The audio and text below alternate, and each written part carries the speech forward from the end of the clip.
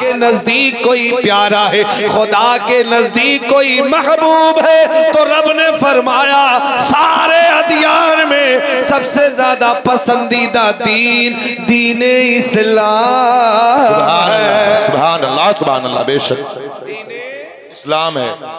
अब ये बताओ बिठना वालों कि आप किसके मानने वाले हैं, कौन से दीन पे चलते हैं? दीन इस्लाम। आई है बोले यार दीन इस्लाम। इस्लाम मैं नहीं कहता, जनाबे फरहान पलियावी नहीं कहते, अल्लामा सलमान खुशहालपुरी नहीं कहते, बल्कि रब ने फरमाया जितने भी अदियान है, जितने भी दीन है, हिंदुओं सिखो ईसाइयों बौद्धों जैनो जैनो धर्म, कोई भी मजहब कोई भी दीन हो, सारे अदियान एक तरफ। अगर सारे दीनों को देखा जाए, हर अदियान वाले कहते हैं मेरा दीन सबसे बेहतर है, मेरा दीन सबसे आला है, मेरा दीन सबसे पावर वाला है। आओ मिल्लत के नौजवानों, मैंने हिंदू भाइयों से पूछा, ए हिंदू भाइयों जरा बताओ, आप अपने मजहब के बारे में बताओ, आप अपने दीन के बारे में बताओ, तवज्जो दे मेरी तरफ, आप अपने दीन के बारे में बताओ। तब बोल पड़े मेरे दीन के जैसा,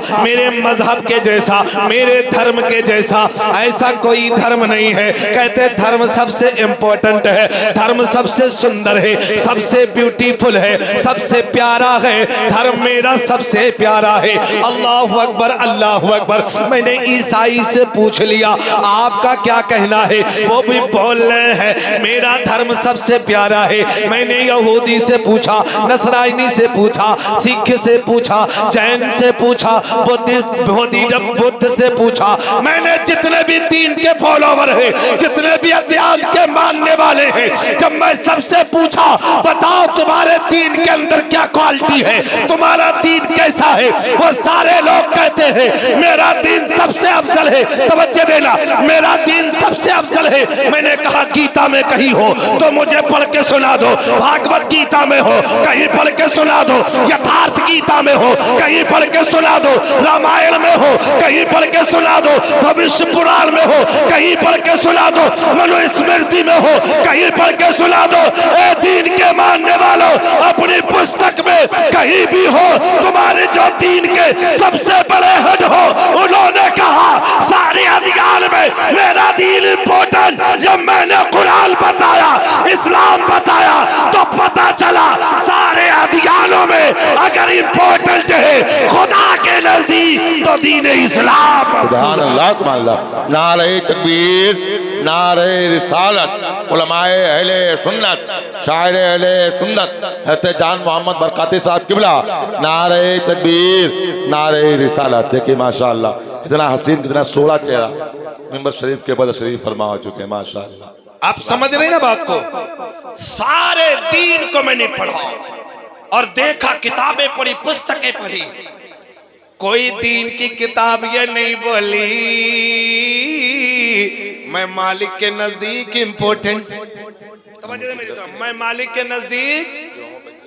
लेकिन जब मैंने कुरान को पढ़ा, इस्लाम को पढ़ा, इस्लाम को सुना, इस्लाम और शरीयत को पढ़ा, तो कुरान ने जवाब दे दिया लोगों सबसे इंपॉर्टेंट अगर इस्लाम दीन है तो वो दीन इस्लाम है। तो आप किसके मानने वाले हैं? बोले यार, बोलो किसके मानने वाले? इस्लाम के मानने वाले। और सुन लो, इस्लाम सारे दीनों में सबसे अफजल वाला खुदा के नजदीक है। बेशक। अब जब दीन इस्लाम इंपॉर्टेंट है तो दीन इस्लाम का मानने वाला खुदा के नजदीक क्यों नहीं? बेशक बेशक। गोया अल्लाह के नजदीक हम महबूब हैं, क्योंकि हम दीन इस्लाम को, बोले दीन इस्लाम को मानने वाले हैं। आओ तुमको बताते हैं कैसे। बड़ी प्यारी बात है, ये दीन बड़ा इंपॉर्टेंट है। शरीयत मुतहरा जो हमें कवानीन दे रही है उस पर हमें अमल करना चाहिए। आज हिकमत भाई और इमरान भाई ने दुनिया वालों को बता दिया है, दुनिया वालों सुन लो, दीन तुम्हें अच्छी बात की तरफ रग़बत देता है। बेशक। अब जब शादी हुई ना, घर में शादी है ना, बहन की है, घर में शादी है, क्या हर शादी में आपने इन उलमा का चेहरा देखा? नहीं। बोलो, ये नूरानी काफिला कभी देखा? हर शादी में नहीं देखा, लेकिन ये दीन के फॉलोवर ही करते हैं, जो दीन की तरफ चलते हैं या मजहब इस्लाम पर अपनी जिंदगी गुजारते हैं। आज हिकमत भाई भले ही वो चैनल चला रहे हो, लेकिन दुनिया वालों को बता रहे हैं, ए दुनिया वालों सुन लो, चाहे वो मरने का वक्त हो, चाहे वो शादी का वक्त हो, हर वक्त अपने खुदा का जिक्र करना। सुभान अल्लाह, सुभान अल्लाह, सुभान अल्लाह, सुभान अल्लाह। अब जब इस बात पर नजर पड़ गई कबीर की, तो वो बोल पड़े, अपनी जबान में खोल पड़े। कैसे बोले? बड़े सोड़े अंदाज में बोले। कैसे बोले कबीर जी? कैसे बोले? तवज्जो देना।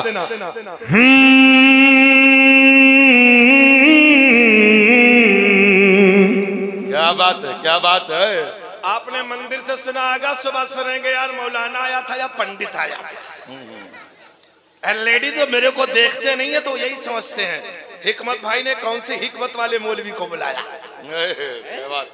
जब नाजी में नकीब हिकमत वाला है, तो अपन मौलवी भी हिकमत वाला है। तो वजह देना। और आशिकी चैनल भी बड़ा हिकमत वाला है। हाँ देखिए, तो वजह दे क्या आई है, ऑनर भी हिकमत वाला, नाम ही हिकमत है उसका।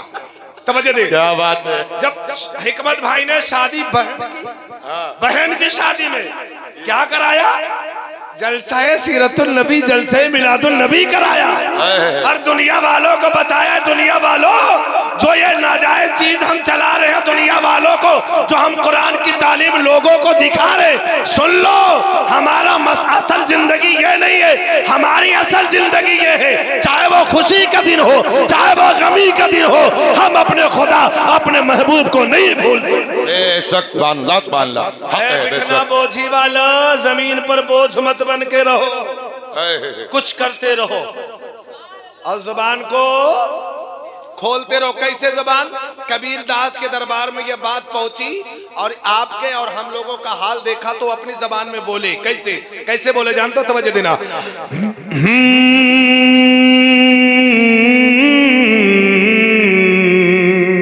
क्या बात है। दुख मसमीरनी सब करे। क्या बात है। अब अगर किसी के दिल में मट्टी हो जाए, मौत आ जाए या मुसीबत आ जाए, तो सब हाय अल्लाह या अल्लाह या अल्लाह। जी जी जी। इतना याद करते, इतनी फरियाद करते, पूछो नहीं। बहुत तो सजदे में पड़े रहते। और अम्मा बहनों का हाल तो ये होता है, मुसल्ला उठा के अल्लाह अल्लाह करती। अब जब शादी का मौका आता है, रक्त जगह का मौका आता है, फिर देखो वही बगले के नीचे वह ढोल बजा के दे थप्पड़ थप्पड़। फरहान भाई, मैंने देखा है एक औरत है रक्त जगह में कह रही थी, क्या कह रही थी? माज़अल्लाह, मोरे अंगना में आयो अल्लाह मियाँ, गुलगुलवा मछेंदू करे अल्लाह मियाँ। माज़अल्लाह, माज़अल्लाह, तौबा तौबा, माज़अल्लाह, अस्तगफिरुल्लाह। लेकिन हिकमत भाई ने दुनिया वालों को बताया, हम गुलगुलवा में छेद नहीं कराएंगे, हम अगर कराएंगे तो मुस्तफा की मिलाद कराएंगे। कसम खुदा की, अगर ये महफिल, ये जलसा रब ने कबूल फरमा लिया, तो हिकमत भाई और उनके घर, उनकी बहन, अल्लाह ताला सबकी मग़फ़िरत फरमा ली। बेशक। और शादी में अल्लाह बरकत भी अता फरमाएगा। जी। और जब तुम रात भर ढोल बजाइयो, फिर कहो अल्लाह बरकत दे दे, कहाँ से मिली? नहीं, बताओ मिली कि नहीं मिली? और दूसरे चौथे महीने में तलाक मिली, लेकिन बरकत ना मिली। तो मेरे अजीज दोस्तों, बिछना बोझी वालों, अब ढोल बजवाओगे नहीं, नौटंकी करवाओगे, आर पेस्टा है कि केस्टा है, क्या है? करवाओगे। अब अगर दिल में यकीन कर लो कि हम अगर करवाएंगे तो मुस्तफा की मिलाद कराएंगे। हाँ, हमें बुलाओ या ना बुलाओ, फरहान भाई को बुलाएंगे। माशाअल्लाह, ये भी खुशखबरी है कि हर शादी पे जश्न ईद मिलादुन नबी। सुभान अल्लाह। तो नजर पड़ी कबीर की, तो बोला, अपनी जबान को खोला। कैसे बोला?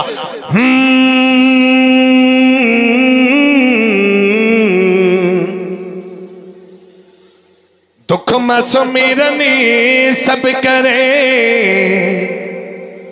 सुख म करे न को। क्या बात है। दुख सुख मसुमिरनी सब करे, सुख म करे न को। अरे सुख मसुमिरनी जय करे, तो दुख काहे को होए हो यारा, दुख काहे को हो। इन्न दीना इंदल्लाहिल इस्लाम। सारे अदियान में, सारे दीनों में अगर खुदा के नजदीक कोई दीन है महबूब तो दीन इस्लाम है। सुभान अल्लाह, सुभान अल्लाह। बहुत खूब भाई, बहुत खूब। दीन इस्लाम तुम्हें क्या सिखाता? ए बाबू, अच्छा ये बताओ, मेरी बात समझ में आती कि नहीं आती? चलो सलाम पढ़ लेते, खत्म करें।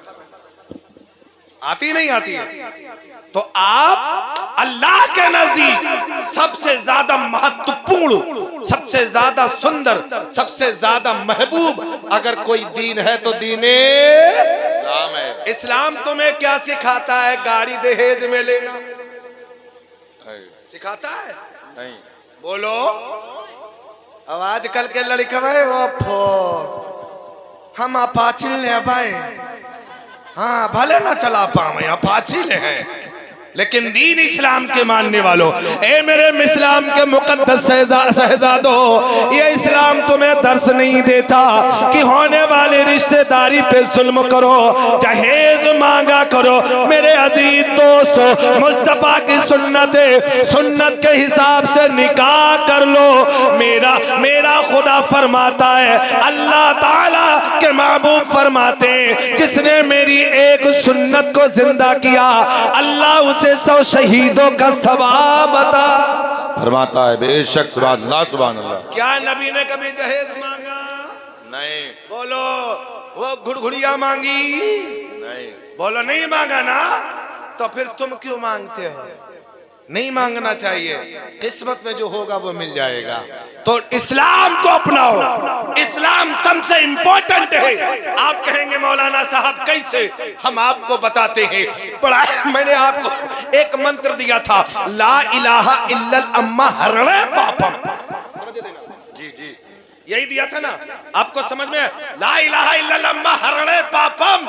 आप कहेंगे मौलाना साहब कम से कम एक मंत्र का अर्थ बता के चले जाओ। मैंने अजीज दोस्तों, मैंने 3 से 4 मंत्र दिए हैं, और 3-4 मंत्र पे मेरे को बोलने के लिए कम से कम 8 घंटे चाहिए, तब मैं खुलासा कर पाऊंगा। लेकिन आज छोटे से मंत्र का खुलासा करता हूँ, ला इलाहा इल्लल अम्मा हरणे पापम। कहेंगे मौलाना साहब आप खाली मंत्र कर रहे हैं, इसका अर्थ नहीं बता रहे, इसका निचोड़ नहीं बता रहे, इसकी परिभाषा नहीं बता रहे। आओ मौलाना सलमान खुशहाली के हवाले से आपकी बारगाह में इसका उल्लेख करके जाता हूँ, इसका निचोड़ करके जाता हूँ। ला इलाहा इल्लल अम्मा हरणे पापम। ला इलाहा, नहीं है कोई माबूद सिवाय अल्लाह के। बोलो यार, बोलो। नहीं है कोई माबूद सिवाय अल्लाह के। मैंने इनकी किताब में पढ़ा, पुस्तकों में पढ़ा, धार्मिक किताबों में पढ़ा, ला इलाहा इल्लल अम्मा हरणे पापम। यार इसका मतलब क्या होता? हरणे पापम का मतलब क्या होता है? अब पंडित साहब को मैंने पकड़ लिया, मैंने कहा पंडित साहब जरा ठहरिए, मेरी बहुत ज्यादा बनती है पंडितों से। आप फेसबुक पे देखेंगे, आप मुझे कहीं भी देख लेंगे, पंडितों के साथ मेरा ज्यादा उठना बैठना रहता है। मैंने पंडित साहब को पकड़ा, मैंने कहा यार पंडित साहब, आपके यहाँ एक अनकही मंत्र कहा जाता है, अनकही मंत्र पढ़ा जाता है, आप हमें उसके बारे में कुछ आपसे उच्चारण लेना चाहता हूँ, आपसे कुछ उसके बारे में जानकारी लेना चाहता हूँ। तो पंडित साहब ने कहा मौलाना साहब जल्दी बताओ, मेरे को जल्दी है। मैंने कहा सिर्फ छोटा सा मंत्र है, ला इलाहा इल्लल्लाह हरणे पापम। ये इसका मतलब क्या होता है? हरणे पापम का मतलब क्या होता है? पंडित साहब ने कहा मौलाना साहब बड़ा आसान है, बड़ा सिंपल है। मैंने कहा कैसे? कहा हरणे पापम का मतलब होता है ये ला इलाहा इल्लल्लाह जो आपका कलमा है, ये जो मेरा मंत्र है, अगर कोई इसे विर्द करता है, इसे पढ़ता है, तो जानते हो दृष्टि का मालिक, कायनात का मालिक, संसार का मालिक, ब्रह्मांड का मालिक, कीर्ति का मालिक, भूमि का मालिक, आसमान का मालिक, आकाश का मालिक उसके पाप को हरण कर लेता है, उसके पाप को नष्ट कर देता है। मैंने कहा यार बात समझ में नहीं आई, सिर्फ ला इलाहा इल्लल्लाह पढ़ लेने से पाप कैसे हरण हो जाते हैं, पाप कैसे नष्ट हो जाते हैं? हैं। आपकी भी बात समझ में नहीं आ रही होगी। मिल्लत के नौजवानों जरा तवज्जो रखिएगा। आज तुमको हदीस के हवाले से बताते हैं। बकर बिन अब्दुल्लाह फरमाते हैं, अल्लाहु अकबर अल्लाहु अकबर। गुज़िश्ता ज़माने में एक बादशाह रहा करता था जो बहुत ही जालिम, बहुत ही जाबिर था, बड़ा जुल्म करता था, तशद्दुद की आंधियां चलाता था, माँ बहनों की इज्जत को इज्जत का खिलवाड़ करता था, इज्जतों को सरे आम लूटता था। मुसलमान ईमान वाले परेशान थे, उसके जुल्म से परेशान थे, सब सहमे हुए थे। बहुत उसका जुल्म जब हद से ज्यादा बढ़ गया तो ईमान वालों ने मीटिंग की, तवज्जो देना, ईमान वालों ने मीटिंग किया, कहा इससे नजात कैसे मिले, इससे छुटकारा कैसे मिले। आओ हम ला इलाहा इल्लल्लाह हरणे पापम का अर्थ दे रहा हूं। ला इलाहा इल्लल्लाह पढ़ने से कैसे पाप हरण हो जाते हैं, कैसे पाप नष्ट हो जाते हैं, कैसे पाप खत्म हो जाते हैं। अल्लाहु अकबर अल्लाहु अकबर। जब मीटिंग होती है, ए मिल्लत के नौजवान हो, सारे मुसलमानों ने, ईमान वालों ने कहा इससे हमें नजात चाहिए। कहा अगर हम फूटे रहेंगे, अगर हम बिखरे रहेंगे, अगर हम अलग अलग रहेंगे तो हम इससे काबू नहीं पा सकते। सब एक हो जाओ। अल्लाहु अकबर। सारे लोग एक हो जाते हैं। जब एक हो जाते हैं, जितने भी बादशाह के सिपाही आते हमला करने के लिए, तकलीफ देने के लिए, फौरन उसको कैद कर लिया जाता। सबको कैद कर लिया, ईमान वालों ने सबको कैद कर लिया।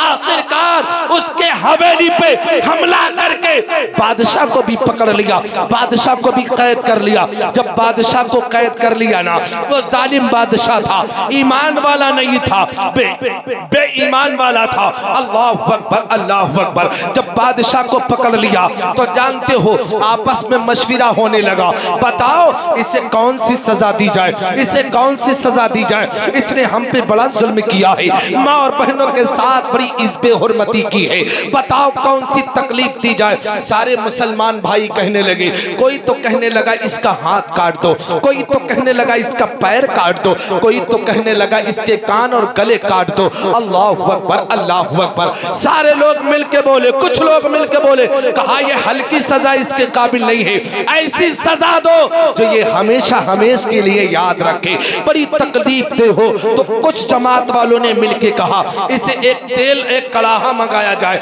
और कड़ाहे पे तेल डाला जाए। जब तेल खौलने लगे तो आधा आधा करके इसे डिबोया जाए, तला जाए, तब इसे एहसास होगा। अल्लाहु अकबर अल्लाहु अकबर। ईमान वालों ने जब यह सजा तजवीज कर लिया तो तेल भी मंगा लिया गया, कड़ाहा भी मंगा लिया गया, आग भी लगा दी गई, तेल खौलने लगा। वही बादशाह को पकड़ के लेके आगे उसी तेल में डालने के लिए लेके चल रहे। अब वही बादशाह क्या कह रहा, हे सूरज देवता, हे फला देवता, आओ आओ मुझे बचा लो, मैंने तेरी परस्तिश की।